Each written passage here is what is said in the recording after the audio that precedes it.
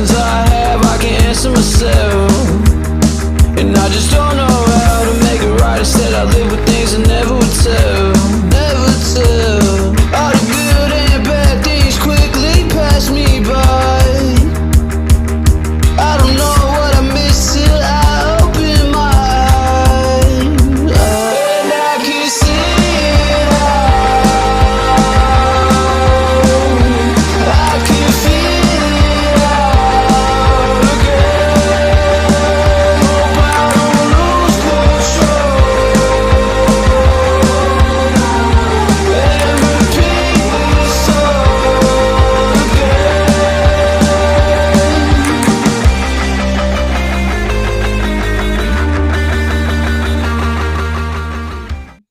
Good evening, ladies and gentlemen. Welcome back. It's Monday, January 12th, 2026. You're rocking with the Bet Boys. We are live a little bit earlier.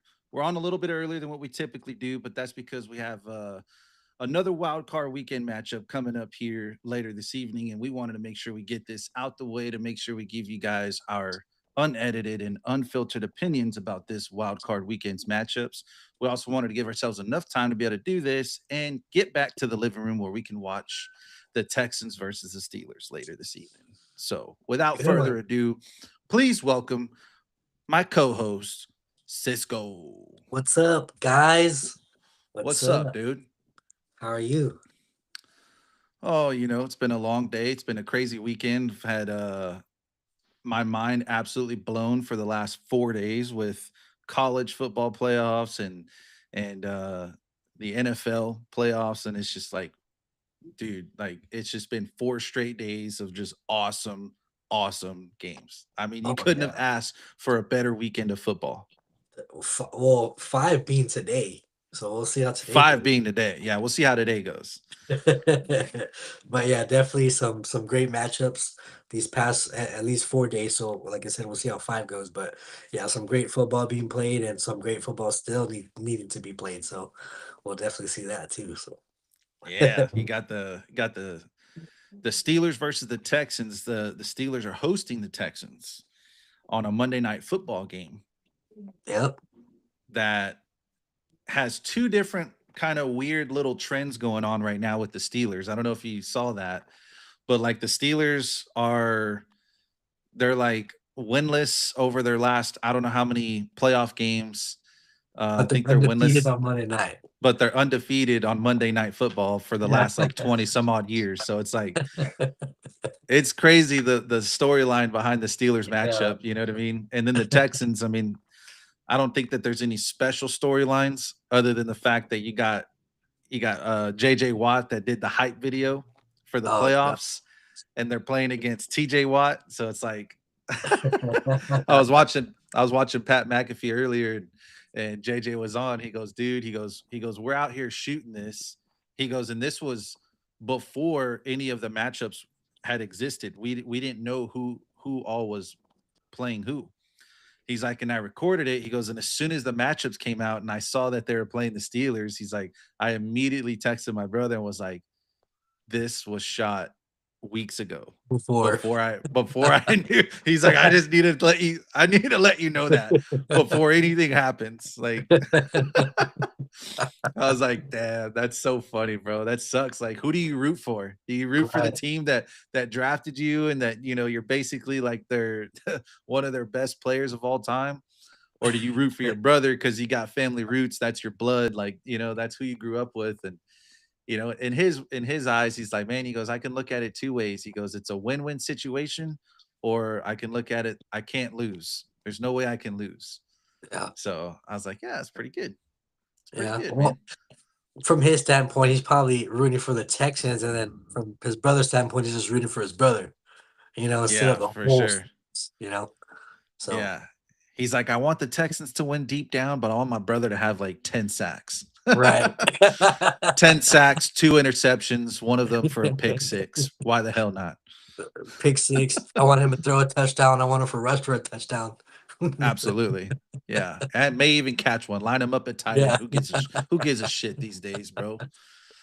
But Uh, anyway, man, like I said, it was a crazy week for wild card weekend matchups. So today we want to kind of give everybody our personal opinions on what went right, what went wrong, what were the highlights, what are the things that stood out from these wild card weekend matchups. And so we're going to kind of kick off tonight, starting recapping with the first game that happened, which was on Saturday, which was the Rams versus the Panthers. Okay, the Rams, they hold off the Panthers 34-31. Man, the Panthers put up a fight, but they go down swinging too, against Matthew Stafford and the crew in a game that the Rams were favored in this game by double digits, but the Panthers still put up 31 in this epic battle. Bryce Young finished the game completing 21 passes for 264 yards, one touchdown, one interception. Chuba Hubbard rushed for 46 yards, two touchdowns. Breakout wide receiver Jalen Coker posted 9 receptions on 12 targets for 134 yards and one touchdown. Meanwhile, Stafford pleads his case for MVP as he caps off the night with 24 completions, 304 yards passing, three touchdowns, only one interception. Puka Nakua had 10 catches for 111 yards and one touchdown. And it was just an absolute slugfest. It set the tone, like we said, it set the tone for one of the craziest wild card weekends we've seen in quite some time. Um, the Rams, again, double-digit favorites. They may have underestimated the Panthers, as they would need Stafford to lead them to victory in the fourth quarter on that game-winning drive. But this game here tied them for the most lead changes in the fourth quarter of a playoff game in NFL history. And it's only the fourth game ever to feature this many lead changes just in the fourth quarter.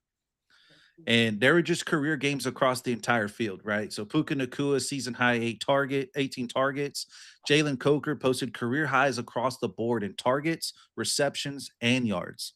Byron Young, outside linebacker, generated a career high 9 pressures. Mike Jackson allowed only one reception for 18 yards on a team high 8 targets in coverage. Posted the lowest receptions over expected in the last postseasons, or in all the postseasons. Rams, it's their first time posting consecutive wins in the postseason since 1978 and 79. The Panthers' 31 points scored are the most in a playoff loss in franchise history.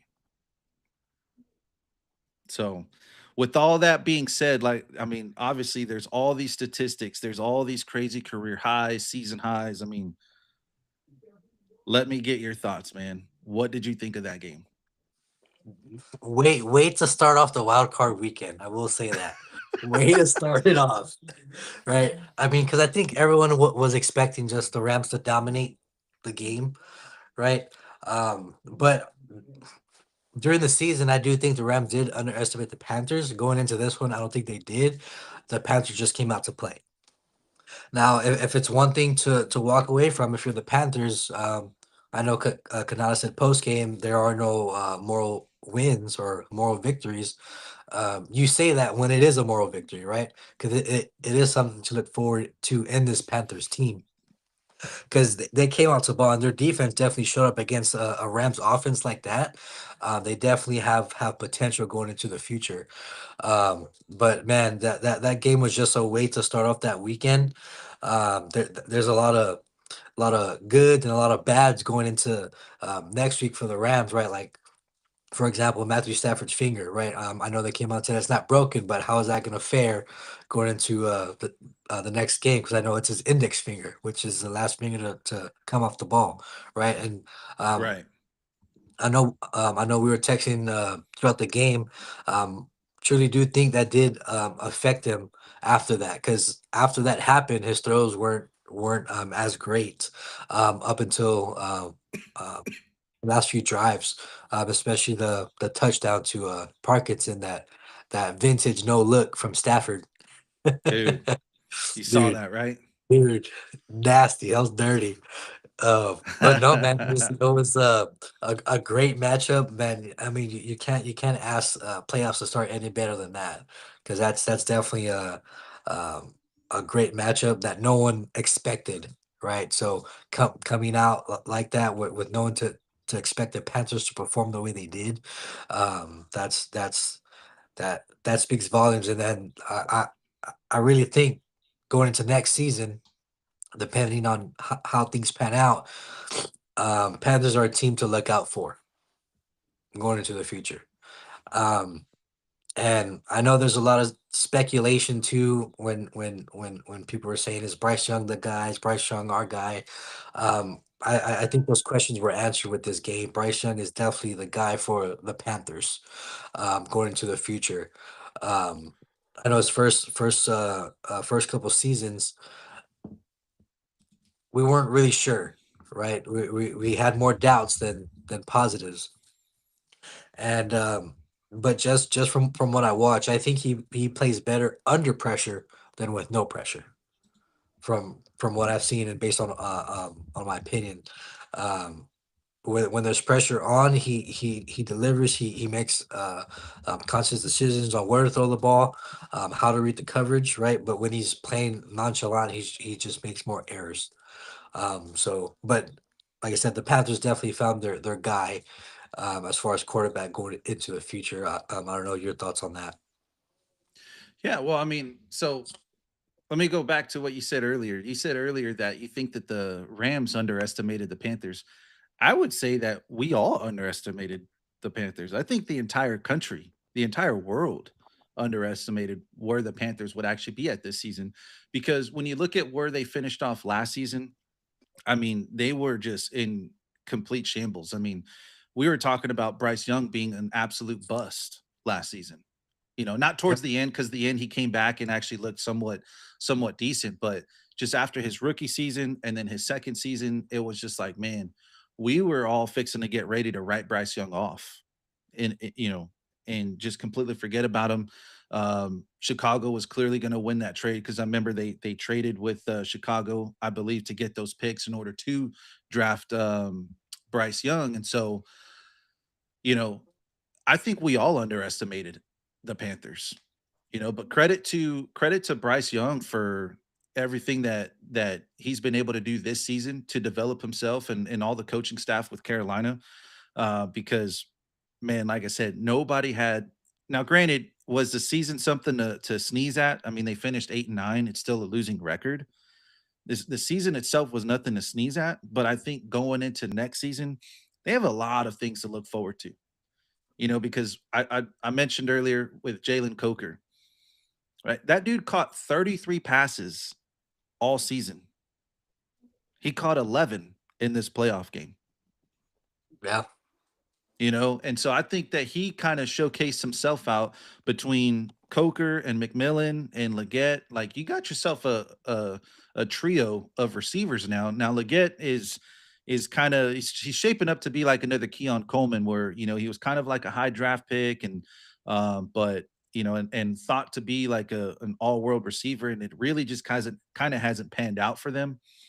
But at the same time, nonetheless, it's still a set of hands, and it's he's still a great route runner. So, given some more time to develop, and I think that going into this year or this off season with the draft, I think you can expect them to, obviously, knowing what they have now, fine tune a couple of those little pieces, and they're going to have themselves a contending football team next season for sure. And look out for them to possibly have a winning record and you know take that division crown next season, because I'm not sure what the Bucks are planning on doing, but man, I know the Bucks just got rid of their offensive coordinator, and so there's no telling where the Bucks are going to wind up. And then everybody else in their division is still kind of still rebuilding, so to speak, in that regard. So Right. yeah, look out for the Panthers, man. But 2-all, I think we all kind of knew that the Rams were going to win. I just didn't think that we were going to see them put up this kind of fight Right. And be that close. and be that close, because boy, it was intense, man. And Well, to me, go ahead. this is just my opinion. This is just my opinion. It seemed like the Panthers didn't quite know, like the coaching staff didn't know what to do on that game-winning drive, Yeah. Once it got to that point, yeah. because you had enough time on the clock to be able to get your checkdowns and and go through like a 2-minute drill, complete your short completions. But they immediately come out trying to sling the football 40 yards down the field, and those aren't, and I know that that worked out for you as the game was going on, right? You were hitting better on your deep balls, but on the 2 minute drill, you have to work out a better game plan to get the short yardage completions, right? Right. Put yourself in position to march down the field just a little bit quicker because, I mean, this very well could have easily gone into overtime. You take the short yardage completions, dip and dunk on your check downs, get 7, 8 yard completions down the field. You're gonna be there. You're gonna have more than enough time to be there to clock the ball, and at least kick the field goal to go for the tie. And Right. that way you let overtime decide the fate because in overtime, they've obviously changed the rules now where both teams are going to possess the ball. And who's to say? I mean, your defense was, man, that defense was tearing it up. And like I said, I Yeah. mentioned I mentioned Mike Jackson. Jackson, dude, one he- reception for Yeah, he for balled out 18 yards against a Matthew Stafford. with the Puka Nakua and Adams. Yes. Yes. Crazy. Crazy, bro. So Mike Jackson definitely emerged as one of the top defenders. Again, he had 8 targets come his way, only allowed 1 reception. So, yeah, all great things to look at, man, for the Panthers, dude. I Yeah. don't think Yeah. anybody I don't even think people were disappointed leaving that. I was completely fulfilled. I'm like, holy shit. Like for the first game, I mean, so like beating the NFL's eyes, they see a matchup like that, like oh they'll just be the first game at 3, right? Because normally the night games are the ones most watched, right? Yeah. But man, like I don't know how you if you missed that game, chat, y'all missed, because man, that was a slugfest. Slug fest, brother. Slug fest, Fight. man. That was a fight. Yeah, for sure. And I mean, Crazy. that was the first game. Like, holy shit, Yeah. bro. How do you even Man. prepare like to come up like how do you top that, going into the other games? Yeah, and so we thought. So we thought because we were like, bro, there's just no way that we're gonna have something like this top what it is, right? And so enter the second game, right? Chicago comes back in the fourth quarter against the Packers. They win 31-27. It was just an absolute thriller in Chi-Town, bro. Like I said, Chicago makes that late fourth quarter comeback and what everyone thought that was just the expected from the Chicago Bears. I mean, we assumed that, hey, they were a great regular season, but postseason, is it going to be able to hold up? The Bears trailed, and everything was going according to what we thought was going to happen. The Bears trailed 21-3 at halftime, but then later on would outscore the Packers 28-6 in the second half.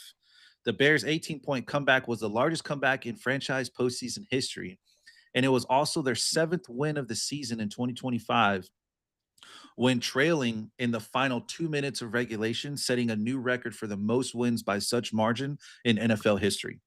Jordan Love would finish the game completing 24 passes for 323 yards, 4 touchdowns, no interceptions. Romeo Dobbs led the Green Bay Packers with 8 receptions, 124 yards, and a touchdown.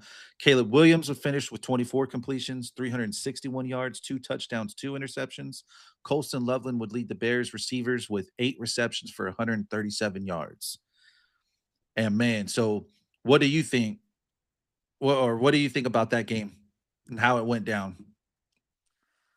Man, so at halftime, there was a lot of people, man, this game's over, the Bears are getting killed. I was like, Dude, the man, crowd was completely out of it. right, I mean, they were there, but it was like they were just staying because they probably thinking like I spent so much money on these tickets, I have to stay. right, And thank God they did right. because they Oh needed man. them. Oh, and that was the other thing. So let me backtrack real quick. I forgot to mention this. Let me go back to the Panthers game real quick. Dude, I wanted to go back too. hats off to the Panthers crowd. I had no idea that Carolina could get that loud. I mean, dude, they flustered the Rams bad. They did. They They did. affected them a lot, especially down in the end in the fourth quarter. I mean, dude, Yep. Carolina the crowd was definitely a factor in this game for sure. So I'm sorry, I forgot to mention that earlier. I just had to go back and say that, but go ahead. No, I was gonna say I think that the game saving play for the Rams is not the touchdown of Parkinson's. It's when Nakua turned into a DB when he took away that interception when he had to turn into a DB. I think Yeah, that's what saved the Rams game like 100%. for sure. But no, yeah, but definitely that Panthers crowd definitely affected that game to like that. If you're a home crowd, that's what you want. Dude, I had no That's what idea. you want. But anyways, man, back to Chicago, I, right? Because like I said, the crowd was I didn't completely even know out they of were it. Panther fans. No, man. So Chicago, bro, the crowd was completely out of it. I mean, like I said, they were probably just staying there because of how much money everyone spent on tickets. And Yep. they're just like, dude, I'm not going home. But like I said, thank God that no one left because they absolutely came into effect down the stretch for sure. Yep. But go ahead with your thoughts. No, man, it's man, like everyone at halftime, everyone counted out the Bears, but second half, I think halftime, Ben Johnson like pumped up the team like we gotta kick Matt LaFleur's ass. I said in my and when I got hired on, I really enjoyed beating Matt LaFleur twice a year. If we beat him, this will be twice a year. So we gotta beat him. Get it, dog. Get it. Man, but no, Damn. Caleb Williams, he came out that second half to play. Their defense definitely stepped up, putting the pressure on Love. Loveland definitely came in handy with Williams. You know, Dude, just Loveland, that boy's a dude. dog. Yo, He a dog. Dude. Bro, he was the most reliable receiver, though. right. He was the only guy that showed up. Oh, dude that Yeah. was dropping passes, bro, like he had grease on his gloves or something. He was, I It mean, was probably. what's I that? was gonna say. I was gonna say he probably owes the mafia money or something. Dude, I don't know. I was like, bro, is somebody throwing the game? Like, what the hell is going on? These dudes can't catch passes. They can't do a damn thing.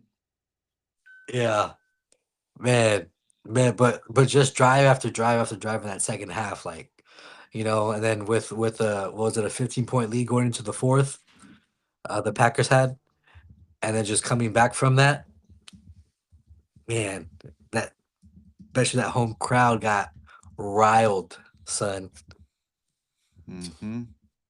riled. But I mean, I'm sure you saw the whole take on the aftermath of Matt LaFleur and Ben Johnson's handshake. What do you think on that? Dude, okay, so I don't know. I mean, all I know is that boy Ben Johnson, he needs to get himself a grill. He needs to get himself a grill with the diamond. You know those AI videos or those AI photos Yeah, that they've been, bro. yeah, I yeah. gotta see it, dog. Ben Johnson, bro. That boy cold, bro. Ice cold. They call him Benny Dude, Ice. Benny Ice, Benny Ice, bro. God. dude. I'm sure. I'm sure you saw what he said after the game in the locker room too, right? What's that? You saw what he said in the locker room to the Yeah, yeah, guys. yeah. Mhm. Dude, cold. Fuck the Packers, bro. Fuck them. Yeah, I was like, God bless, dude. This guy's got it. dude. But so like a lot of people say they don't like it. Some saying they do like it. The people that say they do like it are obviously Bears fans. Hey, Um, hold up real quick. Hold up real quick.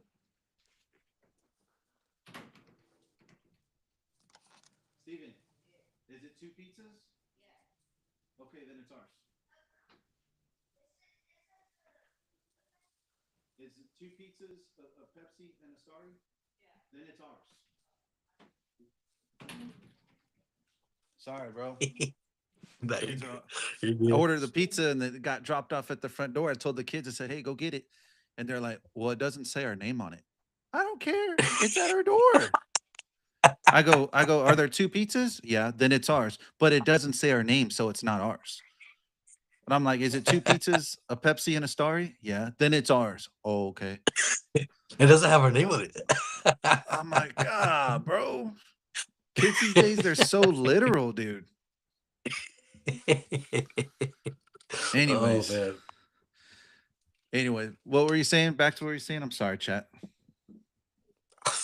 I think we're just talking about Ben Johnson. His whole Yeah. Well, so here's my thing, right? So through it all, what this is kind of drawn some concern. If you look at the Packers, they now finish off the season losing five straight. They lost the last four games in regular season. Now they lose this playoff matchup against the Bears. And through it all, what really stood out is number one, they haven't won a game since Michael Parsons went down. right. To I was to gonna show say you that the they're on amount of fire. to show you the amount of impact that he had, right? But then also too, so Matt LaFleur is going into next season on the last year of his contract. So the Packers now obviously have a huge decision to make with what are they going to do with Matt LaFleur? Because if you look at his overall resume, um, he's had great regular season um, records, but it's not really panned out so well for him in the playoffs. And he obviously hasn't made it to a Super Bowl yet. This is a guy that had Aaron Rodgers, that had the like back to back 13 or 12 or 13 win seasons before they let him go. Enter Jordan Love. They go to the playoffs in his first year as a starter. They shocked the world by upsetting the Cowboys, right? They dominate against the Cowboys, but then I believe they went into San Francisco. Jordan Love had to lead them on a fourth quarter game winning drive, throws away the ball into an interception, turns the ball over, game's over. Um, and then the following season, he kind of leads them on like a little interception frenzy. Doesn't really look all that well. Obviously, bounces back this year, cleans up a lot of those interceptions. But they finish off with like a 9-7 record, 9-7-1 record, which wasn't the best in the world. Nothing to sneeze at, that's for sure. And just kind of has you wondering like if LaFleur is really the guy that you really want to have moving forward. And so with a guy like John Harbaugh on the list who has worked previously with some of the coordinators there in Green Bay, it just kind of makes you wonder like if they're possibly looking at the landscape of this whole head coaching carousel and questioning themselves, like, hey, do we want to maybe shake some things up? We have a lot of key players in our possession right now. We have them locked in long term. We're not losing anybody anytime soon. Do we really feel like LaFleur is the guy that can get the job done? Because with the guy like John Harbaugh on the list of head coaching vacancies, it's like, or available head coaches, it's like, you know, what are the, what do we do? I actually wanted to get your thoughts on that. Do you think Matt LaFleur is a problem? Do you think it's time for him to go, or do you think it's something else?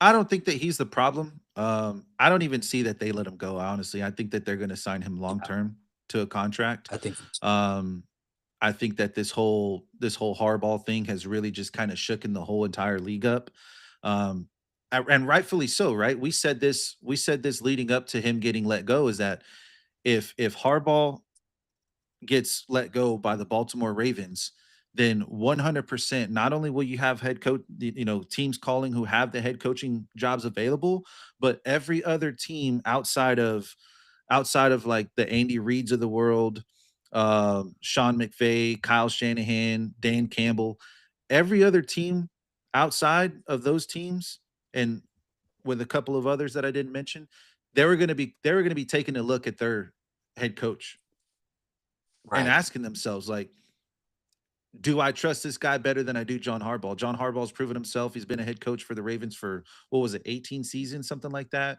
Won a Super Bowl, Yeah. went to 12 AFC championship games. Like, I got this guy who is still capable of coaching at a high level, or do I want to roll with the guy that I'm in bed with contract with right now?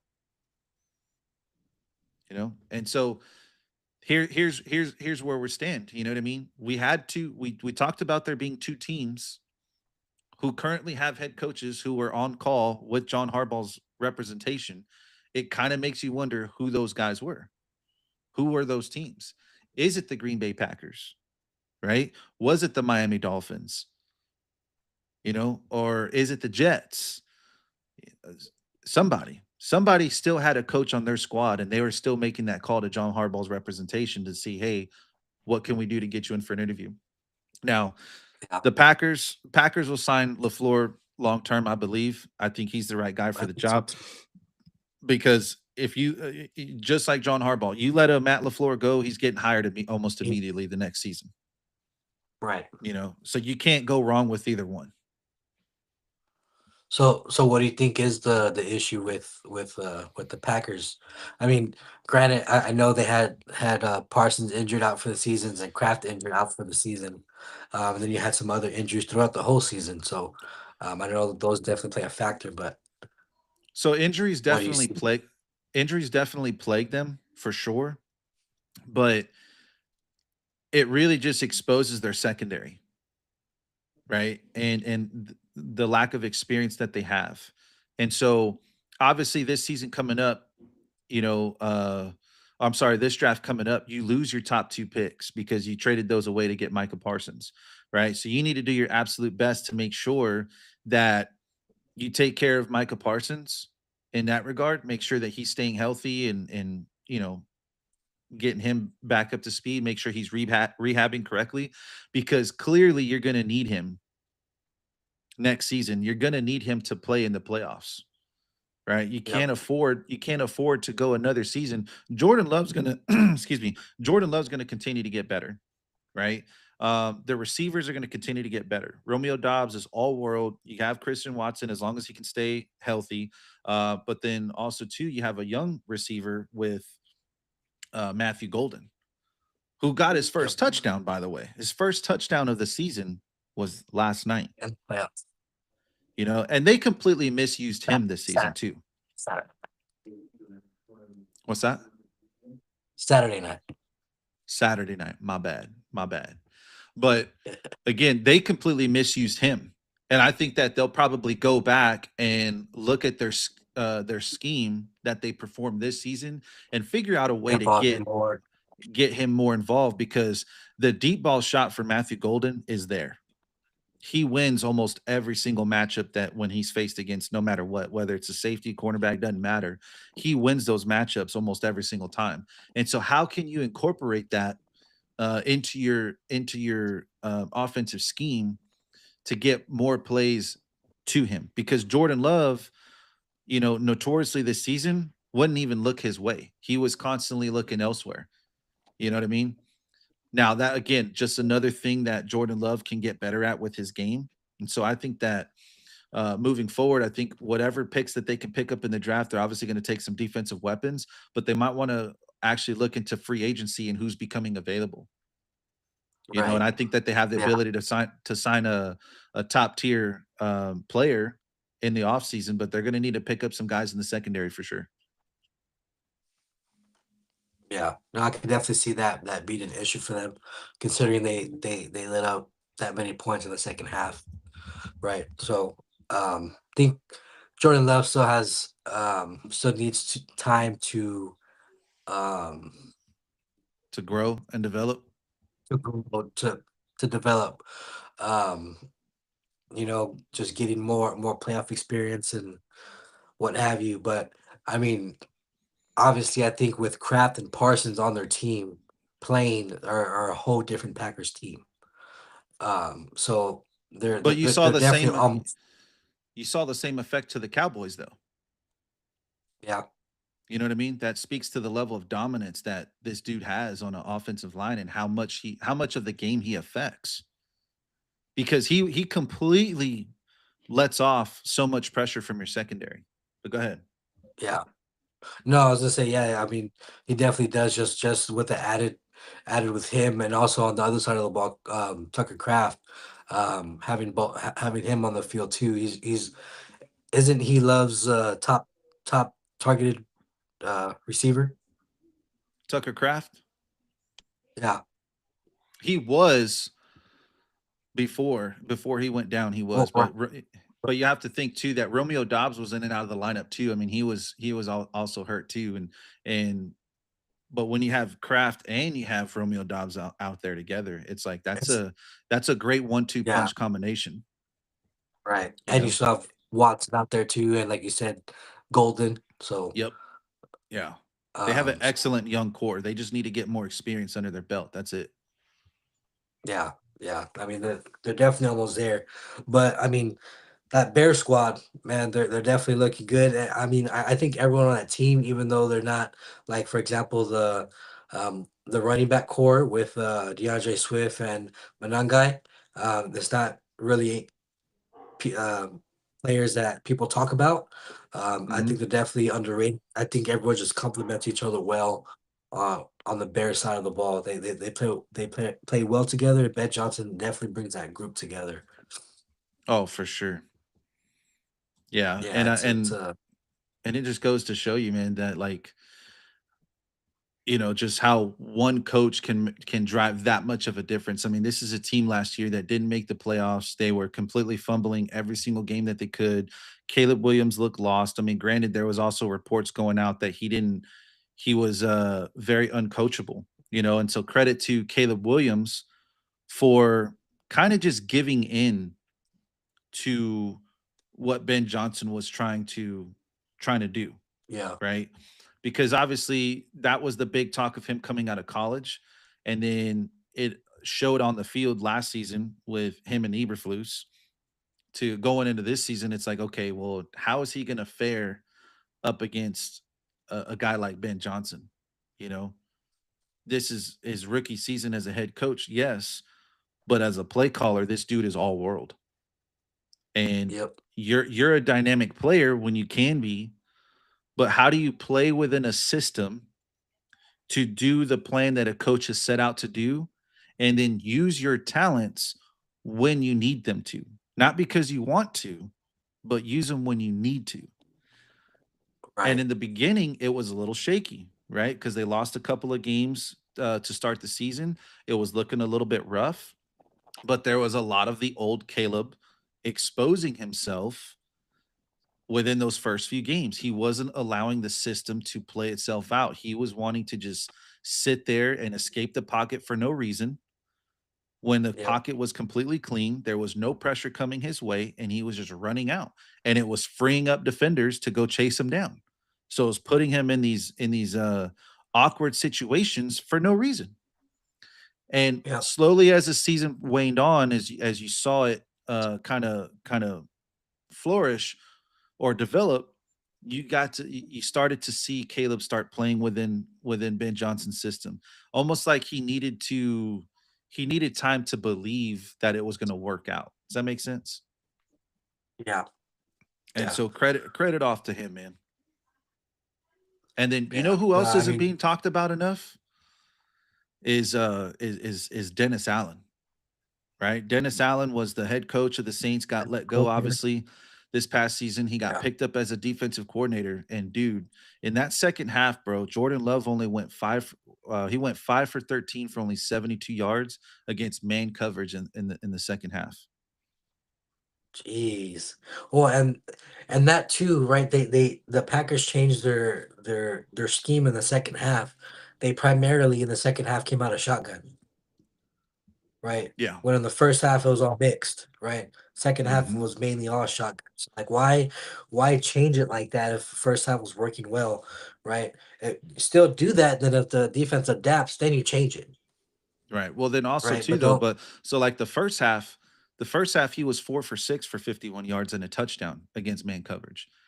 And so Dennis Allen could have easily switched and said, "Hey, you know what? Let's go zone. Man, obviously is not working for us." But no, he clearly saw that there was something going on that maybe his guys weren't doing correctly against that man coverage and said, "Hey, no, here's what you got to do." They obviously made those halftime adjustments.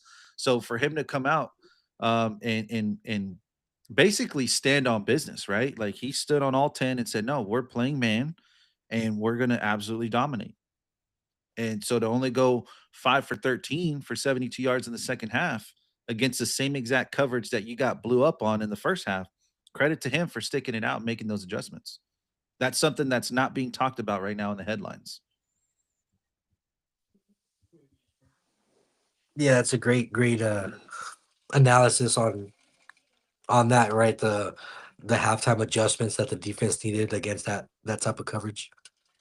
Mm-hmm. Yep. So Yep.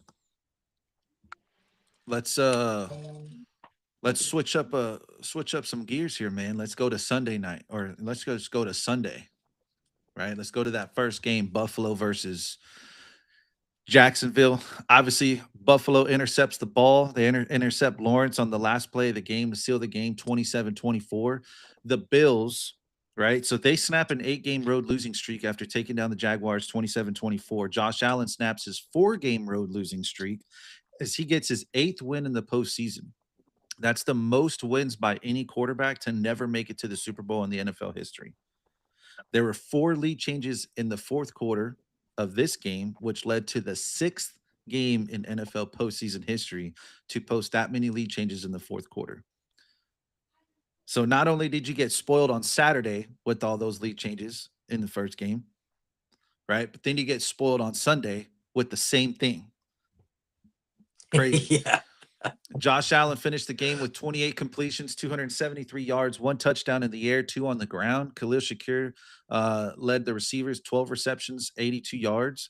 Brandon Cooks finished the game with only 3 receptions but had 58 yards. That made him the first player in NFL history to have 50 plus yards in a playoff game for 4 different franchises. Crazy. Trevor Lawrence would finish the game with 18 completions, 207 yards, 3 touchdowns, 2 interceptions. Parker Washington led receivers on in Jacksonville with 7 receptions, 107 yards, and a touchdown. And so another kind of heavyweight matchup there because, well, first off, Jaguars, who won 4 games all year last year, finishes the season off 13. What was it, 13-4? Think something like that. And they bring in Liam Cohen. Liam Cohen was obviously that he was the offensive coordinator for the Bucks in the previous season. Had a really great season with Baker Mayfield. Maybe. Comes in here unsure of how things were going to go. Rookie head coach, and just completely turns Duval around, bro. Completely. It sucks that they had to lose in the fashion in which they did. It sucks that they had to go up against the Buffalo Bills. You know, I would have much rather have been. I would have much rather see them take down somebody like the Packers or the Bears, who kind of had less of a storyline against it, right? Because I wanted to see this Jaguars at least make it to the AFC Championship game for sure. You know, Well, this. like go up Go ahead. against probably like go up against like the Chargers or something like that. Or the Chargers, yeah, or take the Chargers or take the Patriots, for example. I would have loved to see them rather than face something like that, but the seeding fell the way it fell, and they got stuck with the Bills. And like I said, I would have loved to see like this game be the AFC Championship game because not only would that give Liam Cohen 2 wins in the postseason, but again, just I don't know, man. Like the story behind Jacksonville, just great. Had great storyline. It's just how can you root against Josh Allen right now? Like Josh Allen, obviously, with everything that he's gone through, with everything that's talked about him and the Bills, and all the windows of opportunities that he's had, and just hasn't quite been there. But like you listen to this guy talk, and it's like you want to see Josh Allen go to the Super Bowl and win one for sure, right? Because outside of Kansas City, I don't think this dude has any enemies. Yeah. But it would have just been nice to see this game be like an AFC championship game matchup rather than it be a wild card or at least even a divisional round. Even a divisional round Yeah. game would have been great instead of a wild card weekend, just so that way because dude, Trevor Lawrence played his ass off. That was a big question going into this game is how is Trevor Lawrence going to Yeah. fare? What version were we going to get? just because he hadn't played all that well and hadn't been in the postseason, and so it's like, man, what version are we gonna get from him? And dude, much like the Panthers, bro, nothing but respect and nothing but they got everything to look forward to next season. They are going to be a force to be No, reckoned with in the next few years for the going next few forward, years. yeah, yeah, and out of these 5 games, the teams that lost, the two that need to look forward to next year and years to come, like we said, the Panthers and the Jags, they definitely showed a lot of promise in their 2 games that they played in the playoffs, going into the future. That they are a team to be reckoned with. I mean, especially with Jags having home field, so they had a great regular season, Yep. right? And then going into the playoffs, they still play the same way, but they just came against the man named Josh Allen, which in the playoffs, you can't go against Josh Allen in the playoffs. Yep. It's Even tough, though he man. even though Josh Allen may be inconsistent in the playoffs, but you still can't. Ah, that's funny. No, but I mean still I like knew you were gonna say that. I knew it. I knew you were gonna say that. no, but I mean it's still Josh Allen in the playoffs, right? And man, there's nothing really bad you can say about both those teams there. They definitely played their hearts out those 2 games. Like you said, Trevor Lawrence balled out. I think their running backs balled out. The receivers balled out. Defense, I think, balled out too. Being able to hold Josh Allen like that for the most part. But I mean, also credit to Josh Allen too, right? Because he got hurt 3 different times. Dude, Looked like the first time. Looked like the first time was a concussion. Second time was his knee, right, and the third time was his finger on his throwing hand or his his hand. knee almost And buckled, man. His knee almost gave dude, up. it looked bad. It looked It real. looked I was bad. like, it was gonna be like a Nick Chubb situation, bro, where that knee gets cocked the Yeah, opposite way. And I was just like, oh my God, dude. it was Like it close. Sean McDermott needs to really like, I'm sorry, dude, but after this season, like he really needs to help him out. He needs Yeah, to get him some weapons to throw to because my God, you are constantly relying on him to just put a Superman cape on and go take the game for you. You know what I mean? And you yeah, have repeatedly let him down in the playoffs. You are a defensive minded coach. You can coach a great regular season defensively, but then in the playoffs, you just turn into something else. Your defense does not step up when it matters most of the time, right? Obviously, they stepped up yesterday, sealing the way with that interception, but that interception should have never happened. That was a perfectly yeah, placed ball by Trevor Lawrence, right? If he doesn't pop that ball in the air, who knows what would have happened? So you kind of lucked out in that situation. And I'm not saying Josh Allen lucked out. I'm saying Sean McDermott's defense he lucked out there.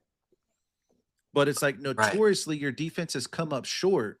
Um, with losing, I mean, dude, the 13-second thing, the letting up 40 something points game, there just multiple instances where your defense doesn't shape up how it's supposed to or how it does in the regular season. They don't play the same way in the postseason. And you are constantly relying on Josh Allen to put that Superman cape on. And that's not a recipe for success long term wise. Long term, you're gonna have to figure it out. You're gonna have to get him a true number one.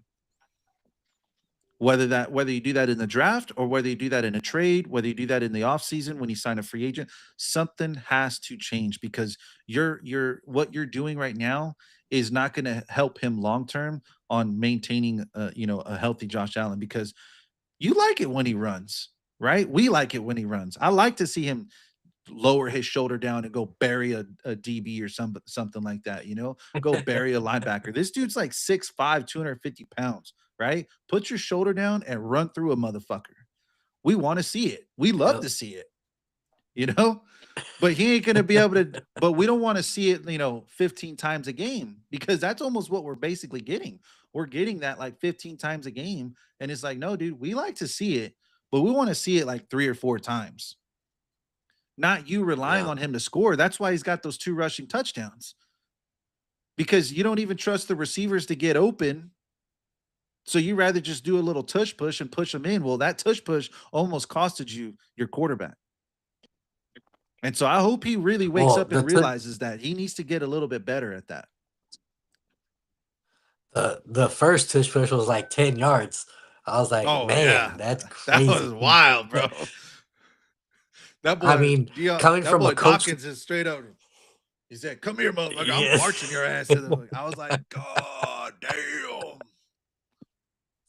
I mean, and coming from a coach that wanted the tush push banned, that definitely saved the. I mean, that was definitely a key play in the game. Fourth down, needing I mean, that's that been a tush key play that of your that tush offense push. all season. Yeah, yeah, exactly. It costed you your season last year. You made it a key point this year, and it's won you a shit ton of games.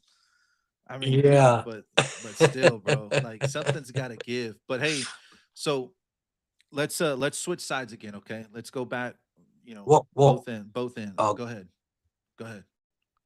no, I thought we were switching topics, but I was gonna No, say no, like no. so that way chat knows the first three games the lead changed um and with 2 minutes remaining. So when whatever team had the ball when they were trailing with 2 minutes left in the game, they ended up winning. That's crazy. So But just to kind of show chat what types of games these were dude, they were if they awesome. didn't catch them. But before we jump off this topic, okay, it would be it would be an absolute crime to not talk about what's her name? Miss Lynn Jones. Is Lynn Jones her name? I believe Lynn Jones is I her don't even know who name. you're talking about. She's a reporter from Jacksonville, and I wish we could play the I wish we could Oh, play the audio for it because man, like notoriously when you watch these post game press conferences, right? These reporters are quick to just like throw everyone. I mean, bash. they got these stories lined up for days, bro. I mean, these guys are professionals at what they do. Credit to them for what they do because I definitely don't know how to do it. That's for sure. I don't think you know how to do it. That's for sure. I don't think any of us know how to do it. Right. So it's like, we don't know how to be that fucking disrespectful to just these coaches that either like on the hot seat or losing these crazy games. I mean, for them to just flat out ask people some of these dumb questions that like, you're like, Like it could be like the first question coming out press conference. Okay, so do you think you're gonna get fired? right, right. Yeah. Like stuff like that, dude. And so, Miss Lynn Jones, gosh, I forget which it was like Jacksonville Free something that she works for. I forget what place she work, what business, what company she works for. But nonetheless, she comes out and she tells Liam Cohen, like, just, hey, young man, you did an absolute tremendous job. And basically, like, gave him all the praise in the world for everything that he's done, not only for this team, but for the city. And it's just something Yeah, that you rarely see in a press conference. That stuff like that, bro, is enough to make a grown man cry. Like I'm sure Liam Cohen, when he left, bro, that boy shed some tears. And if he didn't shed some yeah. tears, I'm sure he looked back on it today and is watching videos on TikTok and like, damn, dude, this lady fucking awesome. You know what I mean? So credit Well, to and her for not going in and just ripping because everyone wanted to rip the fucking Jaguars if they were going to lose, right? Like, oh, this is the same old yeah, shit, just different year. No, hell no. Because this game, it wasn't like it was a blowout. This was a fight. You know what I mean? right. And they showed some promise. And I think again, long term wise, you are going to see this Jacksonville Jaguars team be a threat in the AFC. And to think about it, they didn't even have Travis Hunter on the field. He was out for the season. So can you imagine Parker Washington, Brian Thomas Jr., Jacoby Myers, Travis Hunter, Estrange, Etienne, Yep. Trevor Lawrence? I mean, bro, they are set for the future. And that defense is no joke. No joke. I think they limited I mean number 1 rush defense in the league. They held Yep. Cooks. They held James Cook to like 50 something yards. It was like one of the lowest games rushing games of his season. He averaged like 94 yards on the season. They held him under his average for sure by a long shot. You know what I'm saying? Josh Allen literally put his cape on and won this game. So credit Yeah. to the Jacksonville Well, and Jaguars. Credit to Miss Lynn Jones. and I wanted to talk about the whole thing too. Um, I'll listen to a show this morning. Um, and they're journalists, and they said that they didn't appreciate her question. They called it because obviously they get questions to ask. That they don't feel is very journalist like to say something like that. But I mean, I feel like it's a great point because obviously she's from the area, right? She Mhm. sees what's going on there on the team, so she appreciates that and she sees potential, just like how both you and I do, right? We see Right. that potential that Jack's team has, and But so why does it always have she's to be just so negative? expressing. Right, exactly. Like they obviously did a great job, right, out in the field. Granted, they didn't come out with a W, but like you said it best. They put up a fight. It was definitely a fight to the end. And what more can you ask for against somebody like Josh Allen in the playoffs? You know what Exactly. I mean? So I don't get how coming from a journalist how that can be like I don't say disrespectful thing, but um I mean, because I guess in the journalist community, that's not common, Well, right? and I But get it, right? Most journalistic companies, right? They're looking for the big clickbait heavy stories. Like, but it's like, dude, I live a very positive life. I know you do too, yeah, right? I don't like a whole lot of negativity in my world. For damn sure. Every single thing right, that happens, whether it's good or bad, especially when it's bad, I always try to look at it from a positive perspective. Like, hey, you know what? What's the lesson learned here? Yeah, this didn't go my way, but what's the lesson learned, right? And I take a little bit of something away from every single thing bad that happens because, I feel like that's what empowers you to be better, right? But why do we always have to look at the bad stuff? Why do we always have to constantly why is that the clickbait shit, right? yep, Why can't we look at something positive and learn from that too? There's a lot to learn from the positive things too, And goddamn, I mean, dude, you went 13-4. Look at what you've done. Look at what you've done in the draft. Look at what you've done in before the trade deadline. Look at what you've done throughout the season. Look at what you've done for the city. That's a story that people would enjoy reading too. Not sitting here looking for some bullshit stat about maybe how Trevor Lawrence has performed and he's throwing multiple picks and yada yada yada whatever. Like this is in multiple times he's thrown multiple picks in postseason games, and so it's like, what are you going to do about Trevor Lawrence? And it's like, well, hold on, dude. Why not let's yeah, take a look at how the whole season looked at. Let's not look at this one game. Look first off, look at you said it best. Look at who we played against. We played against the guy who's projected to go to the Super Bowl this season from the AFC side. The guy who's projected to represent the AFC. We just lost to him. If I'm going to lose to anybody, I'd rather it be to him. You yeah, know, but we put up a fight. We ran a great scheme. We held them defensively to under 100 yards rushing. There's you can't walk away from this looking at just nothing but bad stuff.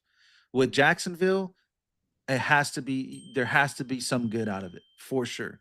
And it just drives me crazy that all these journalists are just looking for the clickbaits. And I get it, that's how they get paid, but god damn it, dude.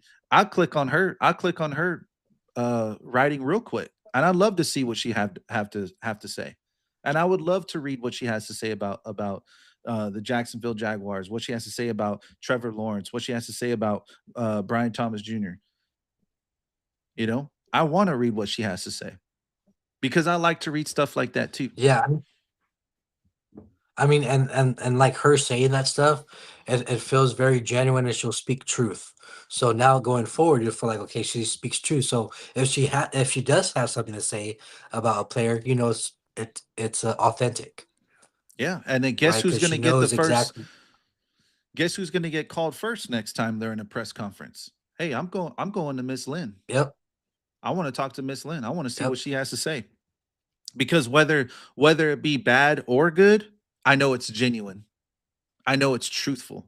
right. She's not just looking for clickbait. It's because she's got something real. That's what people want. That's Yep. what people want to see. That's what people want to hear. That's who people want to listen to. That's who people call upon. Especially Anyways, coaches. man. Oh yeah, 100%, especially coaches, man. But anyway, So sorry, got off on a little so up tangent to this there. point, chat. Up to this point, chat, on my predictions, I was 3-0. 3-0. Nice, Up nice, to nice. this Well, point. well, and we go to the next point, man. And And that's where I get my first. now. So moving on to the next game. Okay, San Francisco. Hold on. Hold on. Let me get my charger for this because I'm probably about to go off. Uh-oh. iPad's on 18%. Hold up. Hold up. Wait a minute.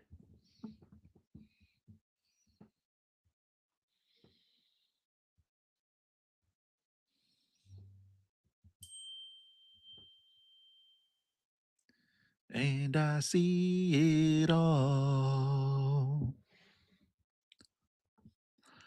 I can feel it all. And Cisco's got to get his charger, folks, because he's at 18%. And his iPad's gonna die. He just wants to delay the inevitable. And that's getting to this topic on his Got my team. my power brick. That is a very nice looking brick there, sir. What is that? A 6,000, 10,000, or 60,000 MAH? I don't even know. Best Couldn't Buy. even tell you. Best Buy. Gotcha. Makes sense. All right. Couldn't tell you. Just know it works. So, chat, I really have to do this to Cisco like this, man. But unfortunately, we got to get to the topic that he was least concerned about because he just wants to absolutely forget that this game ever even happened. But San Francisco sends the No, I Eagles know that. home. San Francisco sends the Eagles home after winning the game 23-19. And while this game didn't have the epic comebacks or the fourth quarter lead changes, it was the back and forth battle that saw Brock Purdy leading the 49ers on his fourth game winning drive in the postseason, breaking the tie with Joe Montana, who led the 49ers franchise with 3 game winning drives. Brock Purdy now has 4. Brock Purdy would finish the game completing 18 passes for 262 yards, 2 touchdowns, and 2 interceptions. Christian McCaffrey would lead the team with 114 scrimmage yards, 48 on the ground, 66 in the air. He posted 2 touchdowns, with the second touchdown coming on his deepest touchdown reception of his career, thrown on a trick play by wide receiver Jawan Jennings. Jalen Hurts would finish the game with 20 completions for 168 yards, 1 touchdown. Saquon Barkley carried the ball 26 times, 106 yards. Devontae Smith led Philadelphia with 8 receptions for 70 yards. The Eagles became just the second team in NFL history to have 0 turnovers, 35 minutes of possession, and still lose the game. The only other team to lose a game like that was the 2023 Bills when they lost to the Chiefs. The Eagles also became the first team in NFL history to lose a game in which they won the turnover margin and the rushing margin. Teams with that same stats are 132-0 all time until last night. And so Cisco, after a long, hard-fought season, man, I'm sorry to have to tell you, brother, that your Eagles are gone. They have been eliminated first round. And They sure have. if you want to take these next 5 minutes, 10 minutes to kind of state your piece and let out whatever frustrations that you may have had last night going into today, the floor is yours, my friend. Well, I mean, I don't know why I haven't gotten an alert yet that Kevin Patullo's fired. That's first and foremost. There's no alert yet. Check it again. Check it again. But this game needed but this game needed to happen, right? Because it's been the same story all year long, Say that again. right? But it's been the same story all year long. So this game needed to happen. So second half, oh, it's been. I mean, especially the second half of the year, the second half of the game has been crap, and then, but just in general too, play calling, time management, the coaching, it's all bad. And based on the reactions that I've seen and um the comments that were made by players and Jalen Hurts and whatnot, the whole feud between the season with the AJ Brown, a lot of people were thinking it's AJ Brown and Jalen Hurts. I think it was between AJ Brown and the coaches this whole time. But we thought it was with Jalen Hurts. But it was with the coaches the whole time. Right. And so the reason why I say this game needed to happen is because Kevin Patullo should have been fired at least halfway through the season. But that didn't happen. Right. They wanted to stick to him. And the same story happened in the playoffs. So he, like I said, I'm surprised I haven't gotten an alert yet, but he's for sure getting fired. But not only him do I say needs to get fired. A lot of people are disagreeing with Nick Sirianni on getting fired, right? Because they said, oh, he's made it to 2 Super Bowls, made it to the postseason in what 5 seasons, or that he's been the Eagles head coach and whatnot. But I could argue to say the 2 Super Bowl runs that that the Eagles went on, Nick Sirianni was carried by the coordinators, right? It definitely wasn't him. And the other two seasons or whatever have you that they did make the playoffs and got wild card or first round exits, he picked the coordinators, the offensive coordinators. And I think we both know how those played out, right? In 2023, and this year, right? The offenses were crap. Right, so I say he needs to get fired too because he got carried on those 2 Super Bowl runs, and also on the judgment calls he did make to hire the coordinators, he has no judgment. He can't see what potential these coordinators have. I don't know if he doesn't ask the right questions or what. Does he not watch film on them or what have you? So he definitely can't pick a coordinator to save his life. Right. I honestly think he's just there for morale, right? Which probably some coaches are there for just morale, but when it comes down to it, right? That's your guy that you picked, right? So both of y'all for sure need to be gone and look for someone for sure Petula 100%. And now not a lot of people agree with the Nick Sirianni, but for sure, I know we talked about it. Look to someone like a Mike McDaniel, probably even a Cliff Kingsbury, right? And I even heard some people say probably even Brian Dable, right? Because he was a coordinator for Alabama when Jalen Hurts was there, right? So that could be some familiarity that Jalen Hurts can have, right? Because this would be what 6 different play callers that he's had in each season that he started. So how do you think that wears on a quarterback on his mental psyche and he's constantly going through changes as far as different schemes, different play callings, different signals and what have you. So that's definitely a lot on a quarterback, right? But I think think I'm kind of done on my little rant. I don't know your thoughts on that. So I don't disagree with anything that you just said. Everything you said was accurate. It was genuine. I mean, and I don't know that there's anybody on this planet that would disagree with you right now, honestly. And you said it best when you said this game needed to happen because this is the exact game that us as the public wanted to see, so that way we can get the changes that need to happen, because otherwise it wasn't going to.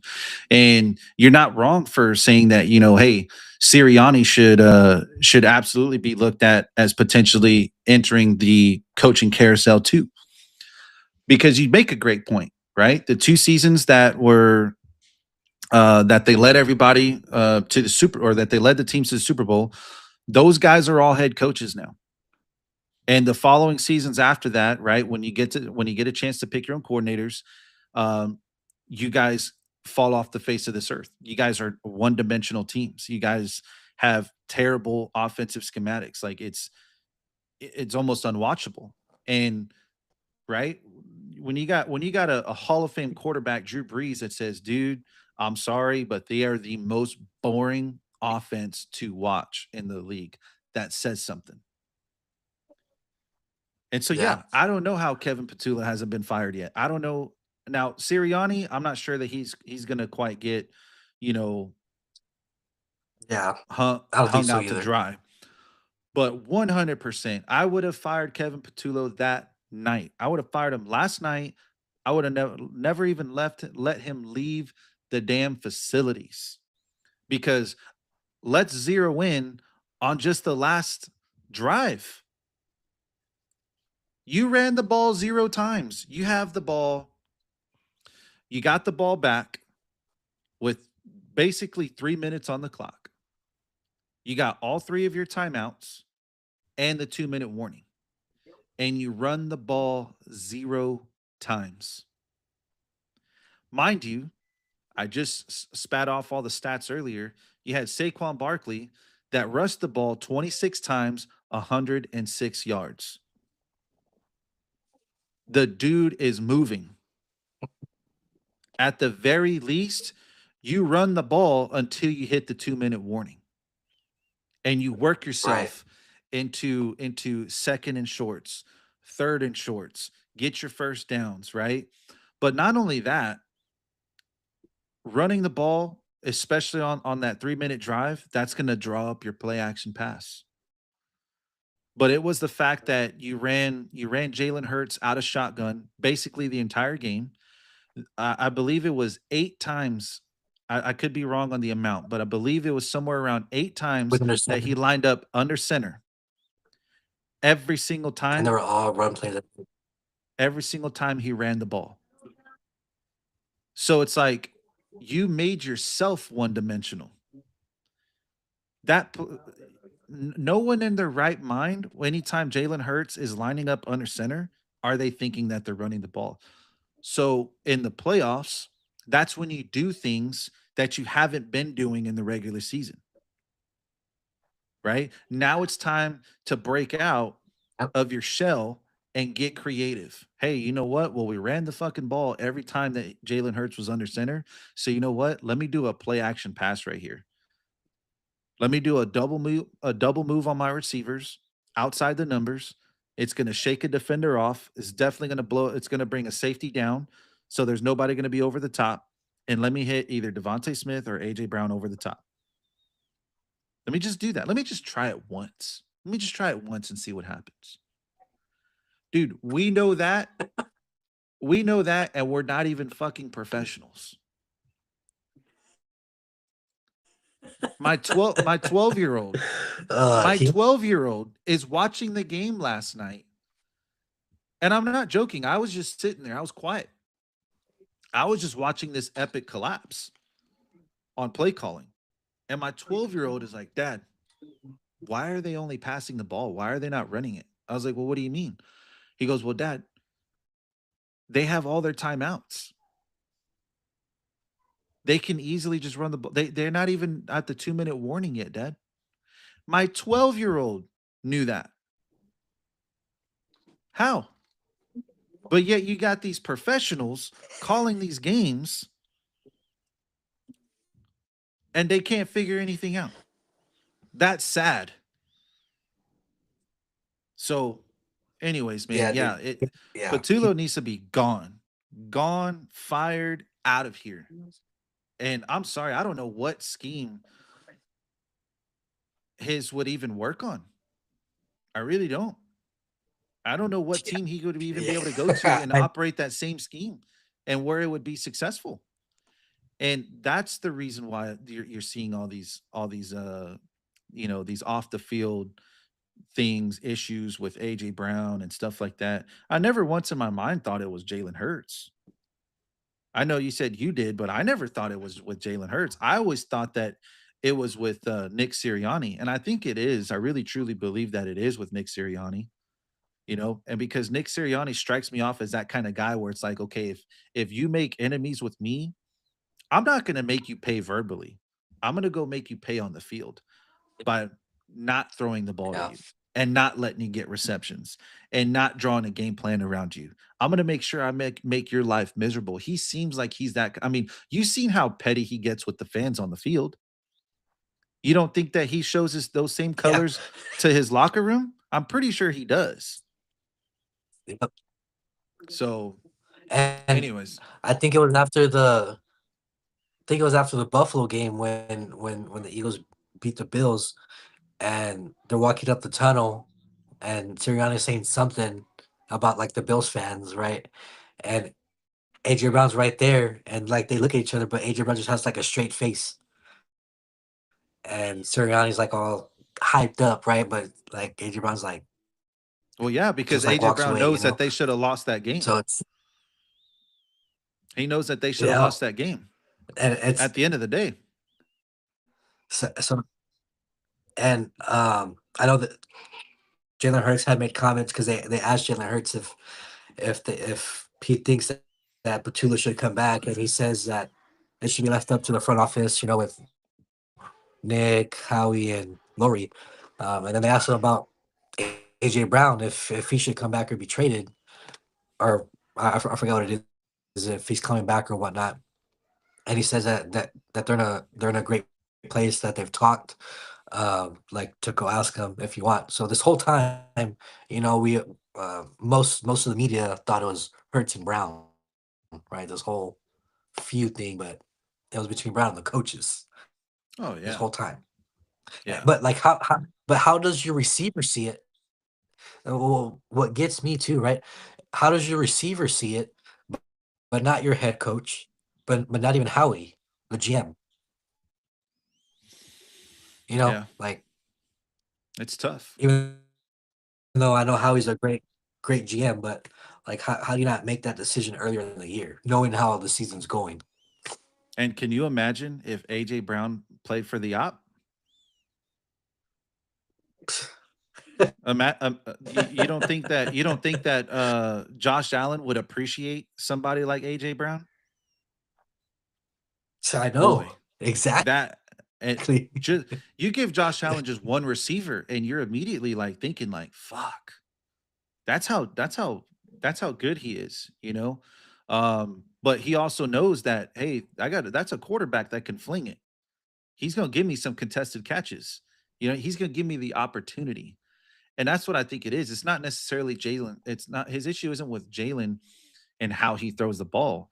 His issue is with the game plan and how it's not designed to give players like him of his magnitude and of his skill set the opportunity. It's Right, about the opportunity. I mean, hell, right. it was all over their caps all season long. Opportunity. That was the underlying message that was being delivered to the entire NFL organizations was opportunity. And that's what AJ Brown is pleading for. He's pleading for the opportunity that was never given to him. Come on, dog. I Don't tell like me that. there ain't something. Don't I tell me like that it that. had nothing to do with it, baby. Shit. I mean, but But even like the we saw it a few times this season. Even like the last play of of the game on their drive, where they had to call a timeout, and Batula was telling Jalen Hurts to call with Nick Sirianni there, and they both didn't like the call, but they still ran with it. They still did it. So that makes me to believe Jalen Hurts just this whole season just went along with what the game plan was. He's like, fine, game plan. Well, That's yours. It's your game plan. I'll do it. you gotta understand that Jalen Hurts doesn't strike me as the kind of guy that knows how to make those adjustments mid game on his own on the fly. He strikes me as kind of like the guy that's Yeah. he's set up systematically. So like, he needs a coach like a Sean McVay or Kyle Shanahan, a KOC. He needs that kind of head coach that can draw up a system in which I don't have to sit there and change protection at the line. I don't have to do a whole lot of reading pre-snap. I just have to try to figure out my best to understand whether it's man or zone and recognize where my throwing lanes are going to be at. When a coach can design a game plan Right. around that, Jalen Hurts thrives. But I think that he's not set up to be a coach or I'm sorry, he's not set up to be a quarterback like a Drew Brees, a Tony Romo, a Peyton Manning, a Tom Brady, who can sit there and understand what the defense is doing to understand, okay, you know what, the play that we just called isn't going And to I just on work the fly. best. Yeah, it's not going to work best for what they're showing me Right. pre-snap. So let me change my protection up and let me call in some hot routes on these guys and change it up to where it's going to suit us best. I don't think Jalen Hurts is that kind of quarterback, and that's not a knock against him because that's the modern day quarterback. The modern day quarterback No, doesn't for sure. know how to. Yeah, they don't know how to do things on their own. They need those systematic um, plays to where all they Yeah. have to do is just Schemes or recognize whatever. man or Yeah. zone. They have to do a motion to know whether it's man or zone, and then immediately they'll know their throwing lanes, and that's it. That's the modern day quarterback. Um, so, anyways, man, I don't think Sirianni is gone, but I think for sure Patullo he's definitely going to be fired. It's without a doubt. And what they ought to do is they ought to be another team that enters the Mike McDaniel sweepstakes because you think about Mike Oh, McDaniels, he is not going to 100%. get a head coaching gig. You talked about it earlier about Jalen Hurts every single season having a new offensive coordinator every single year he's been in the league. Okay. Well, Mike McDaniels, who is arguably the most skilled offensive coordinator that's available right now this offseason, okay, he ain't going to get a head coaching gig for a while. I don't know that he ever gets one again. So if you do want to establish that um, that consistency of offensive play calling for at least 2 years, you need to go out and really start eyeballing Mike McDaniels and get him in the building and figure out a way to just sign him. Whatever every other team's offering, double it, Yep. whatever the case may be, because this is somebody who you can bank on not only being creative in uh in his schematics, but that's also not going to be able to leave the building as a head coach anytime soon. Right. And you have all these guys locked up Yeah. I long mean, term, so it's that's like definitely, you have to hit on a coordinator 100%. yeah. I mean, and that's definitely the best scenario because I don't think AJ Brown's gonna get traded or anything like that because I think it's like a 70 something $1 million cap hit that that the Eagles will take. So I don't think Wow. it's he gets traded or anything like that. Yeah. But definitely some coaching moves need to be made as far as coordinator for sure, and probably even the head coaching gig. But I know we talk defense. Oh, oh, you're breaking up. You're breaking up hard. No, I said we. Uh, uh, um, mm, You're breaking up hard, dude. I'll be back, chat. Come back real quick. Hurry.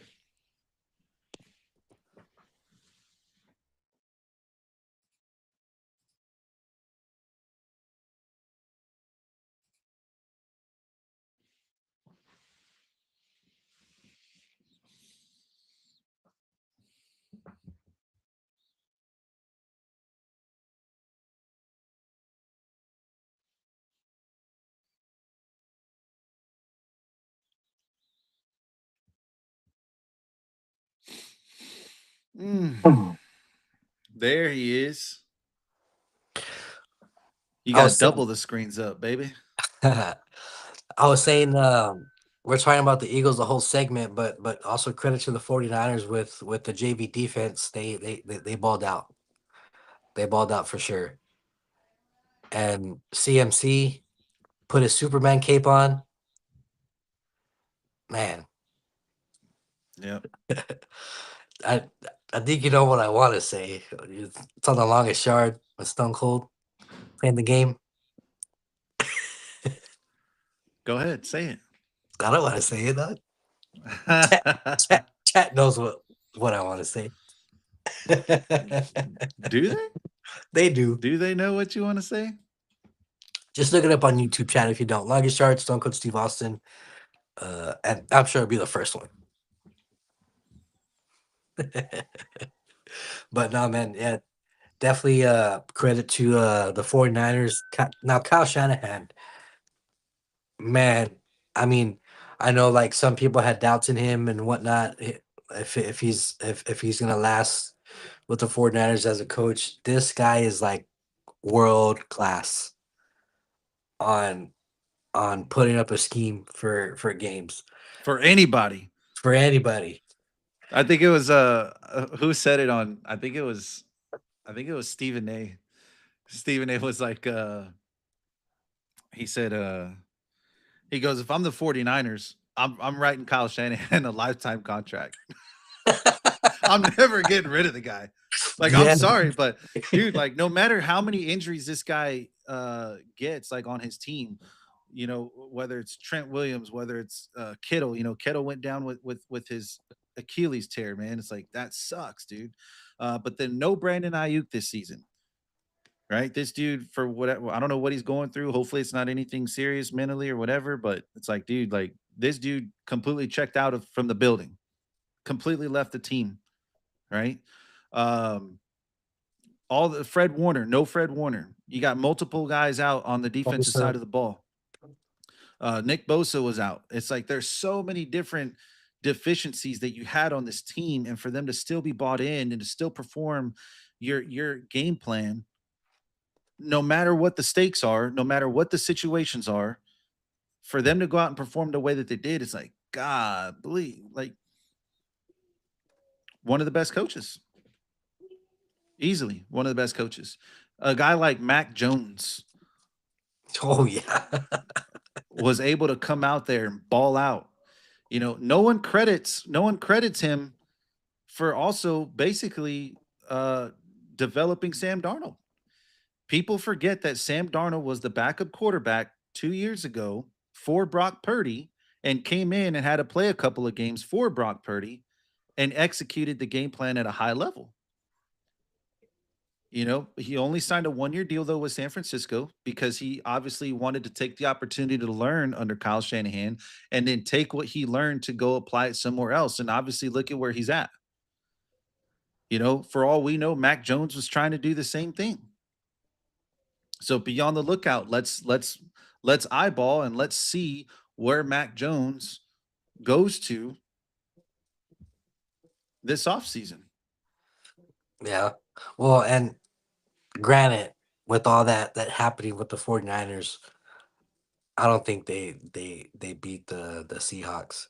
And I haven't heard anybody say this, but 3 out of the 4 teams left in the division round for the NFC are from the NFC West. That's crazy. I told That's you that was one of the most that was the most dominant divisions. It's the hardest division in the NFC to be in right now. that's crazy. And that's almost on an every single year basis. That's not even something that just happens like periodically. It's like every single year. It's literally it's the 49ers, the Seahawks, or the Rams. Every single year. Yeah, that's And great. oh, Roger said, "That's how a white man runs football." What's up? Yeah. CFC. Put it holding up for the whites, baby. That's funny. Do the AI with the grill. But anyways, man, so we touched up on that. Game started, so let's kind of wrap this up, man. So let's move up to the last game. Which Patriots obviously, perfect, yeah, perfect. Patriots shut out the Chargers 16-3. The Patriots defense manhandled the LA Chargers last night as they sacked Justin Herbert 6 times, only allowing Herbert to complete 19 of his 31 passes for a measly 159 yards. Drake May becomes the first player in Patriots franchise history to record 250 passing yards and 50 rushing yards in a playoff game during his postseason debut. That sounds like a great stat for a franchise that has been to 28 postseason games and had Tom Brady in 21 of those 28 games. So that's a great stat. Because I remember Tom Brady, he was a rusher, right? He was a dual threat quarterback, wasn't he? Yeah, Of think he course he ran for. was. Yeah, yeah. He was definitely a threat. Coming out of the pocket, running for those Yeah. first 3 rounds, and yeah, going up the Yeah. middle sometimes. Yeah, I mean, what definitely. did he post at his combine? It was like a 5 second 40, probably So worse than that. Yeah, he was definitely a dual threat quarterback for sure. And I mean, who was there before Tom Brady? Exactly. We'll leave it at that. Exactly. So, nonetheless, the Patriots stepped up when the moment called.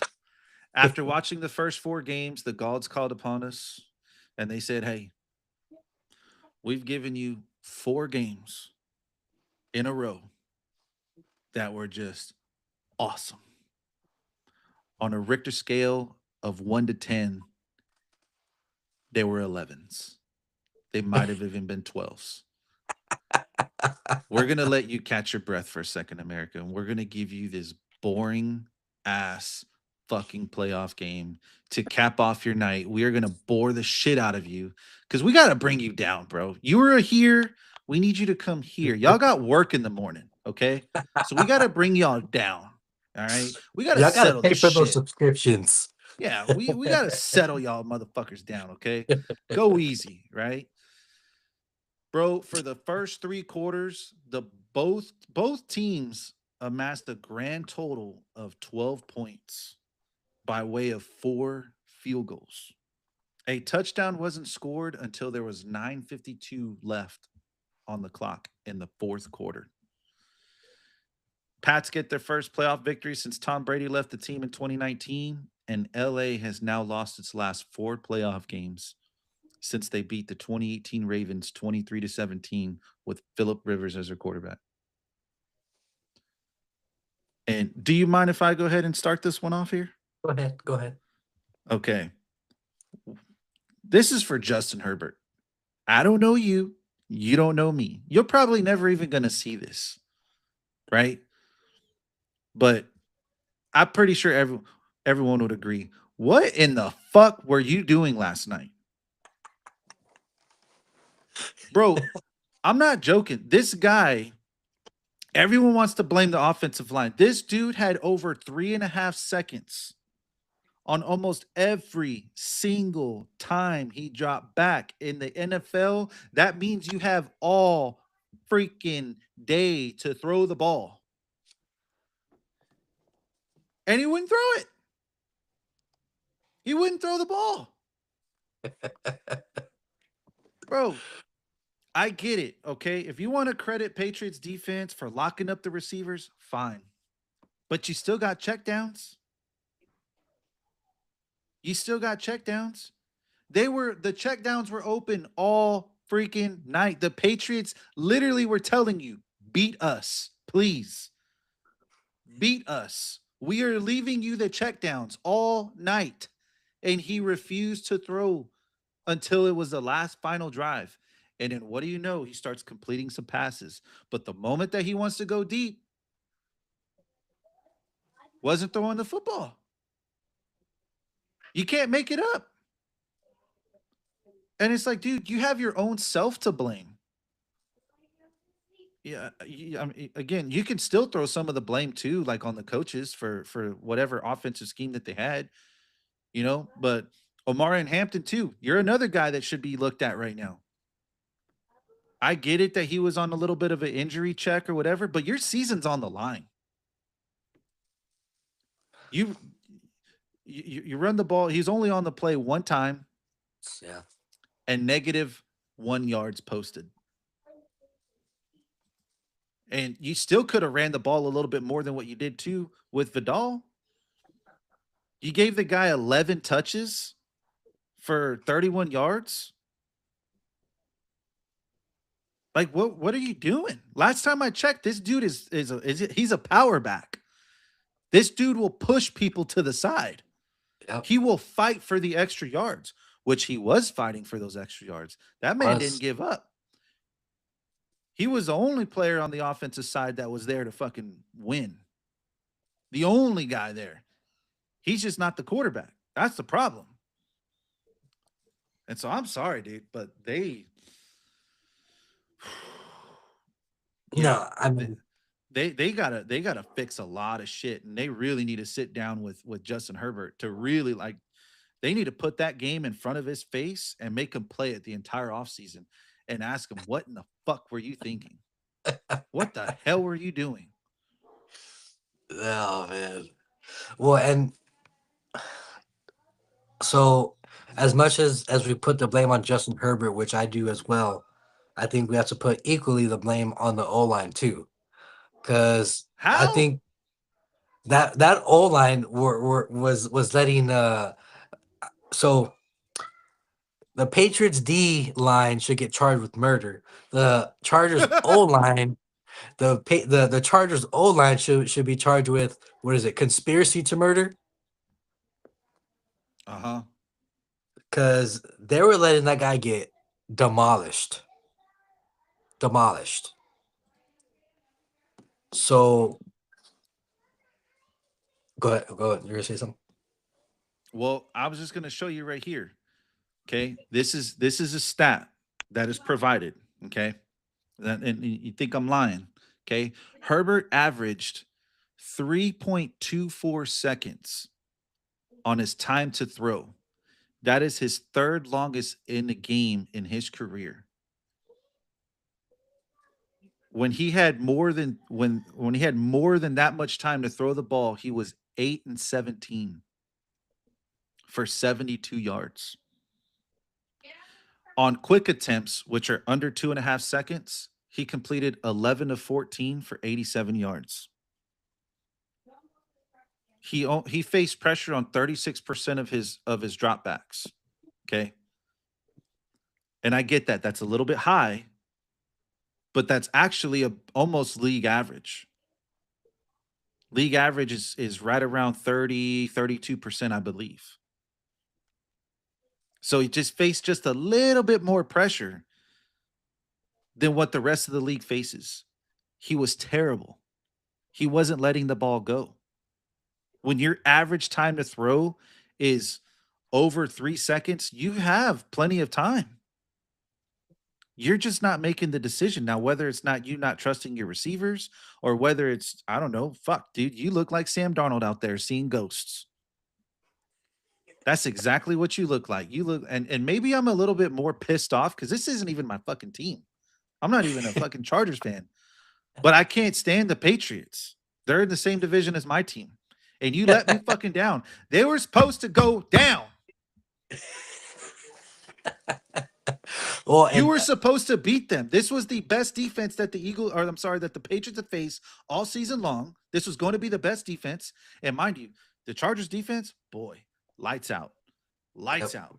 They did not lose the game. Justin Herbert lost them the game. The offensive coordinators lost them the game. The receivers who dropped passes lost them the game.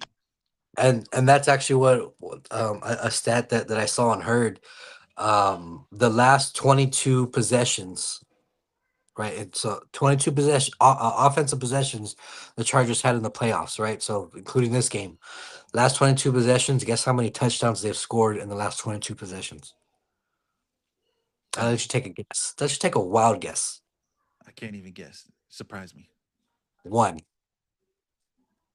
Wow. One touchdown in the last 22 offensive possession the Chargers had in the playoffs. That's crazy, So, dude. so I mean, but do you think that's a Justin Herbert issue or an offensive scheme issue or coordinator? At the end of the day, brother, the quarterback's got his hands on that ball. Last I checked, the quarterback has his hands on that ball on every single possession. Every single play that quarterback is in, or I'm sorry, yeah, that ball is in the quarterback's hands. So I'm going to put all the blame on Justin Herbert. He played like absolute dog shit. I mean, I mean, so the same thing could be said also about Jalen Hurts too. This is a guy that took down Mahomes, brother. This season, took him down twice. And you lose to Drake May? Drake fucking May? That's who you lose to? Bro, come on, man. Drake May's good though. He's really good. I'm not saying that he's not bad, or I'm not saying that he's bad. That's not what I mean. But What like the I'm team, saying, dog. you mean the Come team, you on, mean the bro. team. Come on. You know what I'm talking about here. You know what I mean. Know what I mean? Yeah. Like, bro, this was supposed to be your shot, bro. And you completely fucked it all up. Yeah. Whatever, man. Anyways, I've had enough of this shit. They'll go down to whoever they play next. Mark my words. Mark my words, baby. Well, But hey, they before play we the wrap winner up of the this show, game. okay? Houston and Pittsburgh. Who you got? Well, so it's who I think's gonna win and who I want to win are two different teams. Who I think's gonna win is the Texans. Who I want to win is the Steelers. Why is that? Because this might be Aaron Rodgers' last ride, True. and you know, I know we're missing the game right now, but I want to see Perk Rogers out there right now. Absolutely. Perk Rogers better be out there right now. Absolutely. So that's why I would want the Steelers to win. But I think the Texans are going to win because that defense is just crazy nuts. Yeah. Crazy. That defense is crazy nuts. Houston's obviously favored to win. They're favored by 3. Man, But if Perk Rogers comes out, he's going to pick them apart, hopefully. I am going for the shock. I think the Steelers win this game. I hope so. And you know whose fault it's going to be on? CJ Stroud. Yep. That's who I firmly believe that from the bottom of my heart. CJ Stroud will find a way to lose this game and completely let this dominant defense that this Houston Texans team is. He is going to find a way to let them down. I don't know if Houston's picked up his 5th year or not, but I think if he lets them down this game, I don't think that you see Stroud get his 5th year option picked up. I can see that. Yep.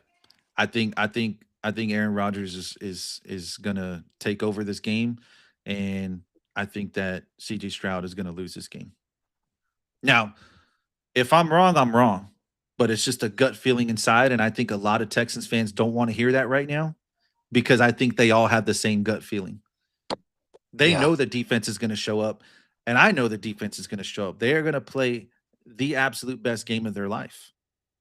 But you need CJ Stroud to be an average quarterback to win. in a pressure game like this, and I don't know that he's capable of doing it.